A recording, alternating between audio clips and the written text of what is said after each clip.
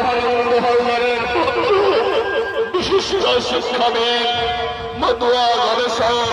শ্রীমান সুকৃতি শঙ্কর হালদার আজকে সারা রাত্রিব্যাপী অভিবাসের মধ্য দিয়ে অনুষ্ঠানের সূচনা, সারা রাত্রি হরিনাম সংকীর্তন, এই মহতী অনুষ্ঠানে আজকে আমরা বিনয়ী মূর্তি গঙ্গা কাশী শঙ্খ বাজিয়ে হরিনামের জয় পতাকা